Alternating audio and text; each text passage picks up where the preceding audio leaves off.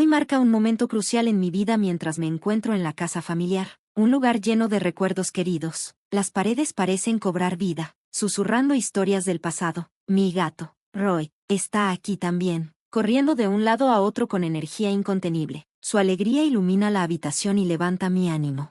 Esta casa, piedra angular del legado de mi familia, es más que un hogar. Es donde mi padre puso todo su corazón para construir una vida para nosotros, transformándola en una impresionante propiedad ahora valorada en 6 millones de pesos. Es un monumento a su trabajo arduo y visión, un legado que me dejó después de su fallecimiento. Sin embargo, en su ausencia, han surgido desafíos. Mi esposo cree que la herencia debe compartirse entre nosotros, una perspectiva que contrasta fuertemente con los documentos legales que confirman mi propiedad exclusiva. Mi nombre es Marilyn. Tengo 40 años, y navego por el mundo financiero moderno a través de mi carrera en un banco en línea. Un camino moldeado por las lecciones inquebrantables de mis padres sobre la gestión del dinero y la responsabilidad.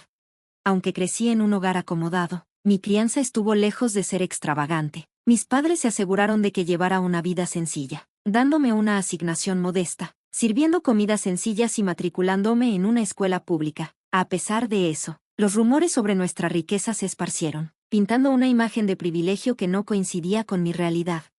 Marilyn, la vida debe ser tan fácil para ti en esa gran casa. ¿Tienes todos los últimos gadgets? ¿Podemos ir a jugar?, me preguntaban mis compañeros, convencidos de que mi vida era un torbellino de lujo y derroche. En verdad, no tenía los juguetes más nuevos ni los sistemas de juegos más modernos, pero esas suposiciones persistieron, atrayendo amistades basadas más en el privilegio percibido que en una conexión genuina.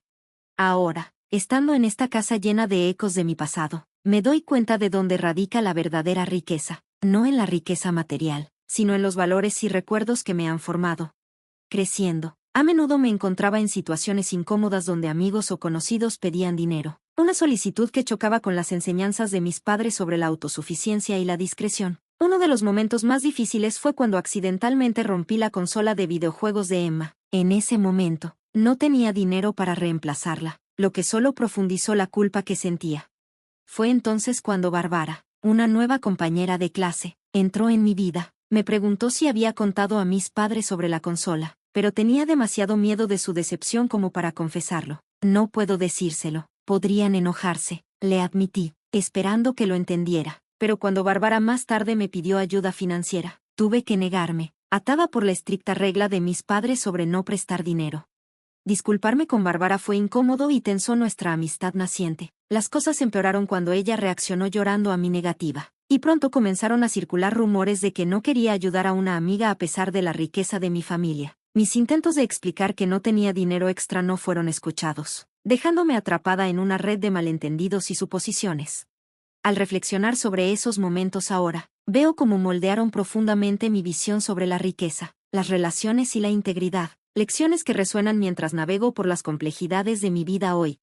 Las palabras de Emma me dolieron profundamente, insinuando que valoraba el dinero más que la amistad. La situación empeoró cuando ella y Bárbara comenzaron a esparcir falsos rumores de que les debía dinero y me negaba a compensarles por la consola rota. Eventualmente, la escuela intervino, descubriendo la verdad y reprimiendo a Emma y Bárbara. Sin embargo, los rumores no pararon, continuaron propagándose como un incendio, hasta llegar a mis padres. Mi padre tomó el control, organizando una reunión con ambas familias. A pesar de sus disculpas, el daño ya estaba hecho, y nuestra relación estaba más allá de reparación. Tomé la difícil decisión de distanciarme de Emma y Bárbara, pero incluso después de eso, no pude escapar de sus miradas frías y comentarios susurrados. Fue una lección dolorosa de cómo el dinero podía complicar las amistades, socavando la confianza de maneras que no esperaba. Esa noche, durante la cena, mi padre me ofreció un consejo que me acompañaría durante años. Me dijo que estaba perfectamente bien decir no, especialmente cuando se trataba de asuntos financieros. Marilyn, no tienes que dar explicaciones, está bien decir no, me dijo, con tono suave pero firme. También compartió un consejo práctico para manejar solicitudes persistentes de dinero. Si siguen pidiendo, solo diles que necesitas consultar con tus padres, aunque sepas que no puedes prestarlo. Esta sabiduría se convirtió en la base para mí, formando mi enfoque hacia el dinero y las relaciones. A medida que crecí, me volví más selectiva con las personas que dejaba entrar en mi vida, valorando el carácter por encima de cualquier consideración financiera. Después de la universidad, Me aseguré de mantener mi vida personal y profesional separadas para evitar cualquier enredo. Estas lecciones sobre los límites, tanto financieros como emocionales, me formaron en la persona que soy hoy. Cuando tenía 32 años, conocí a Scott a través de un amigo en común. A pesar de la diferencia de edad entre nosotros, su autenticidad y calidez eran innegables, y lo que comenzó como una relación casual rápidamente se convirtió en algo serio. 3 años después, celebramos nuestro amor con una hermosa boda, para alegría de mis padres. Un mes después de nuestro matrimonio, mi padre sugirió invitar a Scott a nuestra casa. Aunque tenía reservas, Scott podía ser muy hablador, y temía que accidentalmente revelara demasiado sobre los asuntos financieros de nuestra familia. Sentí que era el momento de introducirlo más plenamente en nuestro mundo. Cuando Scott visitó, estaba visiblemente impresionado por nuestra casa. Admitió que no se había dado cuenta de la magnitud de la riqueza de nuestra familia. Aunque la visita fue tranquila, el torrente de preguntas de Scott sobre nuestras finanzas durante el trayecto de regreso me puso incómoda. No estaba completamente familiarizada con los detalles y su curiosidad parecía indagar en áreas que no estaba preparada para discutir. Unos meses después, la vida dio un giro brusco cuando mi madre me llamó para informarme que mi padre había sido hospitalizado. Fue un shock, añadiendo otra capa de complejidad a nuestras ya desafiantes circunstancias. Fue un shock enterarme de que mi papá estaba enfermo, sobre todo porque no había notado ninguna señal de que estuviera mal. Al recordar nuestra última reunión, apenas me vino a la mente que se veía un poco extraño, pero nunca imaginé que pudiera ser algo tan grave. La culpa y la preocupación me invadieron al pensarlo. Cuando mi mamá y yo lo visitamos en el hospital ese sábado, mi papá trató de mantenerse positivo, pero estaba claro que estaba luchando. A pesar de sus esfuerzos por tranquilizarnos, se disculpó por lo que pensaba que era una carga para nosotros, una respuesta típica de él, siempre poniendo a los demás antes que a sí mismo.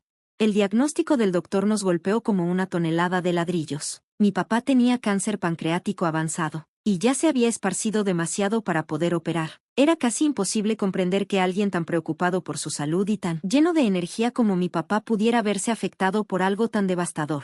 A pesar de todo, se mantuvo sorprendentemente fuerte, se enfocó en mantenernos felices, incluso mientras soportaba en silencio su propio sufrimiento. Verlo intentar protegernos de su dolor nos hizo llorar. Las reglas del hospital limitaban las visitas a la familia inmediata, y le entristecía no poder tener más gente a su alrededor para crear recuerdos felices. Su deseo de seguir viviendo la vida al máximo, incluso frente a su enfermedad, nos recordaba a todos lo vibrante que siempre había sido. Le prometí que mantendría nuestra casa llena de alegría, sin importar lo que sucediera. Esa promesa se convirtió en mi ancla mientras intentaba navegar por el caos de la situación. Para canalizar mi dolor y darme algo en lo que concentrarme, decidí renovar nuestra casa familiar. El proyecto me dio un sentido de propósito en un momento tan difícil. Scott, siempre atento y cariñoso, expresó preocupación por mi involucramiento, sin saber los otros desafíos que estaba enfrentando, incluidos los problemas relacionados con la herencia familiar, asuntos de los que aún no le había hablado. Cuando Scott preguntó por la condición de mi papá, finalmente le conté todo. Fue un alivio descargarme de todo el peso de la situación, desde las presiones laborales hasta las visitas al hospital, y el desgaste emocional que todo esto me estaba causando. Sin embargo, la tensión comenzó a crecer cuando Scott empezó a cuestionar los aspectos financieros de la enfermedad de mi papá y de la herencia familiar. Incluso sugirió que consultáramos a un abogado para prepararnos para futuros problemas con mi mamá, lo cual me tocó un nervio. Mi papá siempre había manejado los asuntos legales con un abogado de confianza, y la idea de meternos en cuestiones legales en un momento tan emocional me parecía abrumadora y cruda. La actitud cautelosa de Scott respecto a las finanzas solo aumentó la tensión en nuestra relación. Unos meses después, mi padre falleció después de una feroz batalla contra su enfermedad. Tras su muerte, comenzaron a surgir conversaciones sobre la herencia. Heredé una mansión valorada en 6 millones de pesos, y la curiosidad de Scott sobre ella solo aumentó. A pesar de mis esfuerzos por mantenerlo alejado de esas discusiones, su emoción por mudarse a la mansión y sus constantes preguntas sobre los detalles financieros me tomaron por sorpresa. Más tarde supe que Scott había hablado con mi primo en el funeral, quien mencionó de manera casual que sería una lástima que una casa tan grandiosa se quedara vacía. Este comentario solo empeoró las cosas. A pesar de mis intentos por dejar claro que la herencia era solo mía y no algo para compartir, Scott parecía no querer aceptar esto. Nuestra relación se volvió cada vez más tensa mientras él insistía en involucrarse más en la herencia familiar. En el funeral de mi padre, Scott estuvo presente, pero distante. ofreciendo poco apoyo durante las ceremonias y en los asuntos legales posteriores. Mientras intentábamos volver a la vida normal, me sorprendió cuando me dijo que había cambiado la propiedad de nuestra casa a su nombre. Presentó documentos legales para probarlo. Esta traición fue una violación profunda de la confianza y un claro desprecio por los límites en nuestra relación. El manejo de estos problemas de herencia sacó a la luz problemas más profundos en nuestro matrimonio, obligándonos a reevaluar la confianza y los valores entre nosotros. Cuando Scott sugirió que podríamos seguir viviendo juntos como compañeros de cuarto sin que él contribuyera mucho financieramente, e incluso amenazó con el divorcio si no estaba de acuerdo, me sentí devastada. El peso de sus acciones fue asombroso. Le rogué que reconsiderara, con la esperanza de que se diera cuenta del sufrimiento emocional que sus decisiones habían causado. Pero cuando Scott reveló que había consultado a un abogado y tomado la decisión unilateral de cambiar la propiedad de la casa, me quedó claro que nuestros problemas se habían escalado más allá de la reparación. El divorcio ya no parecía una posibilidad lejana, parecía inevitable. Me sentí completamente traicionada y aislada, obligada a distanciarme de la vida y el hogar que alguna vez compartí con Scott. No entendía por qué tomaría acciones tan extremas. Sentía que su actitud hacia el dinero había cambiado de una manera que lastimaba profundamente tanto nuestra relación como su integridad. La situación empeoró al día siguiente cuando Scott exigió las llaves de la casa, insistiendo en que ahora era él quien poseía la propiedad. Cuando intentó entrar a la casa, fue detenido por seguridad, a quienes yo había proporcionado los documentos necesarios que confirmaban que la casa era legalmente mía, un regalo de mi papá. Al ver la prueba, Scott quedó atónito. Había contratado a un hombre llamado Frank para manejar la transferencia legal de la propiedad y le pagó una cifra impresionante de 410,000 pesos. Para horror de Scott, Frank resultó ser un fraude. Frank había desaparecido, dejando a Scott sin forma de contactarlo. A medida que aumentaba la frustración de Scott, dirigió su ira hacia mí. Me acusó de gastar de más y cuestionó mi conocimiento de las leyes de herencia, tratando de echarme la culpa por el caos en el que ahora se encontraba. A pesar de los intentos de Scott por salvar nuestra relación y su esperanza de darle otra oportunidad a nuestro matrimonio, la confianza entre nosotros se había roto más allá de la reparación. No tuve más opción que pedirle al guardia de seguridad que lo escoltara fuera de la propiedad, marcando el final de un capítulo que alguna vez estuvo lleno de amor, pero ahora estaba empañado por la traición y la pérdida.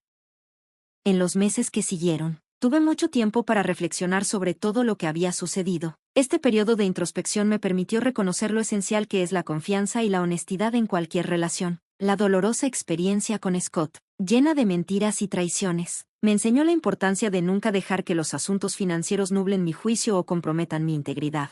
Fue durante el primer servicio conmemorativo de mi papá en nuestro templo familiar que, inesperadamente, vi a Scott de nuevo. Desde nuestro divorcio, su vida había tomado un giro negativo. Estaba desempleado, luchando financieramente y visiblemente desgastado por las consecuencias de sus acciones. Verlo allí, en un evento tan personal y solemne, me recordó lo distantes que se habían vuelto nuestras vidas desde la separación. La presencia de Scott despertó en mí una mezcla de emociones. Se veía perdido, parado en un lugar donde claramente no pertenecía, rodeado de personas que alguna vez formaron parte de su vida, pero que ahora parecían extraños. Su intento de disculparse, aunque sincero, solo parecía crear una escena incómoda con mis familiares. Aunque veía su dolor, tuve que pedirle que se fuera, y la seguridad tuvo que intervenir para asegurarse de que se hiciera en silencio. Ese momento, aunque difícil, también fue un punto de inflexión para mí. Solidificó mi determinación de dejar el pasado atrás y seguir adelante. Decidí que era el momento de mudarme de la casa de mis padres, una decisión que había estado considerando durante algún tiempo. Encontré un nuevo lugar para vivir, cortando definitivamente los lazos con Scott. Mientras tanto, Scott seguía visitando la propiedad, que mi mamá y yo habíamos convertido en una villa de alquiler. Esta transformación nos permitió darle una nueva vida a la casa familiar y compartir su belleza con otros, convirtiéndola en una fuente de alegría y paz para los huéspedes. Scott, por su parte, parecía estar haciendo esfuerzos para reconstruir su vida. Encontró un nuevo trabajo y parecía concentrado en empezar de nuevo. Aunque tenía sentimientos encontrados hacia él, me alegraba verlo intentando avanzar. La villa, sin embargo, se convirtió en mi foco de atención. Convertir la propiedad familiar